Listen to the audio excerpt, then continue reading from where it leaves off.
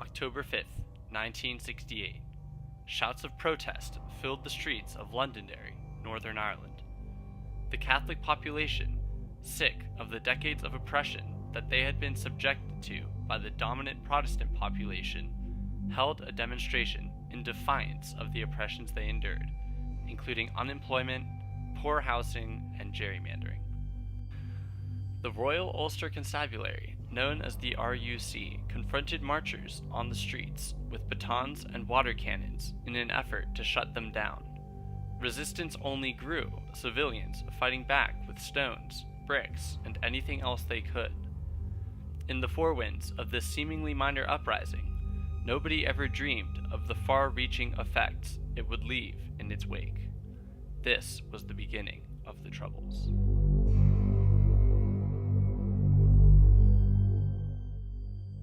Other marches followed, often erupting in violent outbursts. Inspired by the successes of Martin Luther King Jr.'s civil rights movement in America, civilians refused to fold under the mounting pressures. The resistance continued to gain momentum, this at the price of violence. And this started you might call a chain of events where violence escalated in Northern Ireland. So first of all, you had the police beating up marchers, marchers fighting back after a little while with stones and things like that. The stones turned into petrol bombs in a famous huge riot in Derry City called the Battle of the Bogside. The rioting spread to Belfast, where guns were used on both sides. And basically, within about a year, you have a situation where the peaceful movement for Catholic civil rights turns into basically an armed conflict.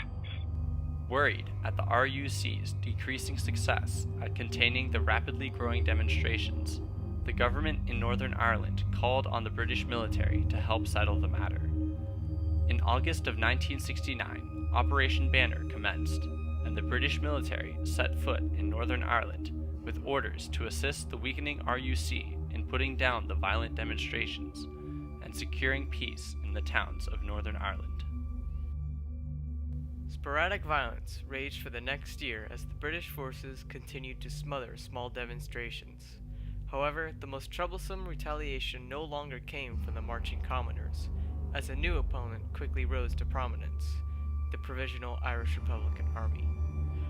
The new nationalist Provisional IRA had been recruiting men and gathering munitions as they prepared to face down the British occupying forces. Gunfire split the air in Derry, Northern Ireland on Sunday, January 30th of 1972. British paramilitaries sent indiscriminate machine gun bursts into a marching crowd. 13 people died. At least 30 were wounded. This was the largest and most costly confrontation that anyone had seen to that point in the Troubles. It was devastating.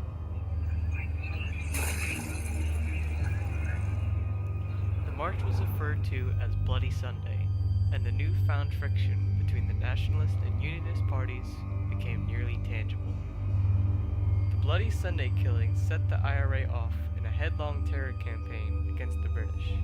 They began to deploy missions, kidnapping and killing British officers, planting and launching bombs into British-occupied streets and houses. The IRA was determined to drive the British out of Northern Ireland, and the soldiers sought to defeat the IRA. This predicament only escalated the conflict. It quickly became apparent to both sides that only two paths remained that would bring resolution: compromise or combat. Is that what makes you feel so bad? It's the fear of not knowing what's going to happen next? Yes, because we want to see peace. That's the We want peace. We've had 3 We years. want to be able to live a normal life again. The first legitimate attempt at peace was the Sunningdale Agreement, signed in December of 1973. It proposed a power-sharing resolution in which nationalists and unionists would both have representation in the government. Despite these efforts, there was almost immediately discord among the representatives of the new shared government, and within months it collapsed, leaving command directly to London. John Hume, president of the Social Democratic Labour Party, and David Trimble of the Ulster Unionist Party came together with Gerry Adams, president of the Sinn Féin, the political wing of the IRA, to discuss possible negotiations. Once again, British and Irish political leaders delved back into peace talks. They arrived at another attempted compromise, the Anglo-Irish Agreement, allowing the Irish government to assume a consultative role in the affairs of Northern Ireland. This agreement was heavily protested by the Unionists, who saw it as a betrayal, and by the Nationalists, who were adamantly against all dependency upon Britain. Another failed compromise. More fighting ensued. As the 80s came to a close, fighting between the IRA and the British wasn't losing intensity, and many started to fear that the conflict would never end. On December 15, 1993, the IRA, facing a drawn-out and bloody conflict with no end in sight, privately indicated to their British rivals that they might be willing to settle for peace terms.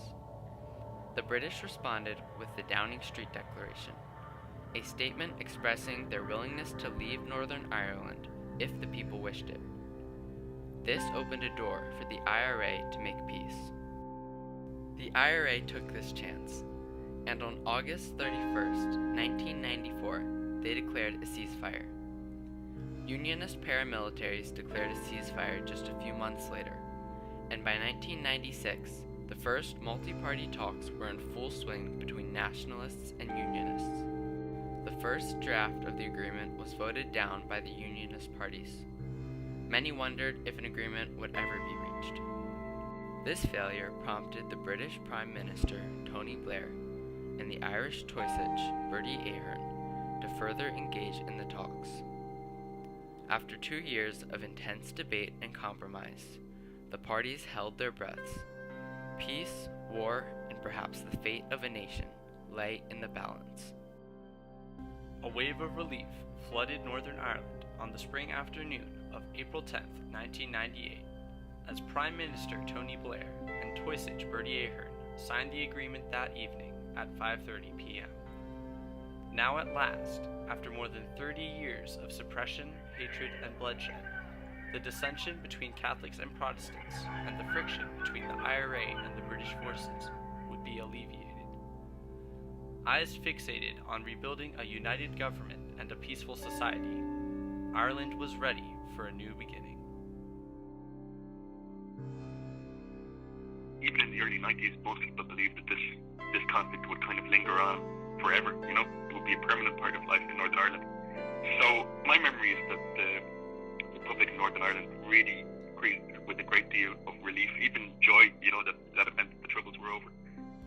A referendum to approve the agreement was held on May 22, 1998. Intense campaigning came from both sides. The Democratic Unionist Party, led by Ian Paisley, posed as the main source of opposition. Campaigning in favor of the agreement were David Trimble, John Hume, Gerry Adams, and their respective parties. The day of the referendum arrived, and with a resounding voter turnout, the Belfast Agreement won a 71% majority in Northern Ireland and a 94% majority in the Republic of Ireland. The opening lines of the agreement proclaimed, "We, the participants in the multi-party negotiations, believe that the agreement we have negotiated offers a truly historic opportunity for a new beginning." And a new beginning it would be. The Good Friday Agreement consisted of many compromises between all the combatants of the Troubles period. First, the agreement addressed the claims over Northern Ireland, allowing Northern Ireland to determine its own political status by majority vote. It proceeded to instate a new model of government that would protect the Catholic minority and safeguard the Catholic vote. The last section of the agreement required the paramilitaries to decommission their weapons within 2 years of the referendum. These terms allowed the minority Catholics equal rights in society, gave the Protestants an acceptable arrangement, and with the decommissioning of weapons, would ensure a lasting peace for all parties. The Belfast Agreement, settling the conflicts between the IRA and British militants and reconciling the sectarian divide between the Irish Protestants and Catholics, was a compromise that saw the beginning of the end of the animosities that had raged between these groups for decades. Signifying the closing of 30 years of conflict, the Belfast Agreement put behind it the violence of the past and finally saw peace come to Northern Ireland.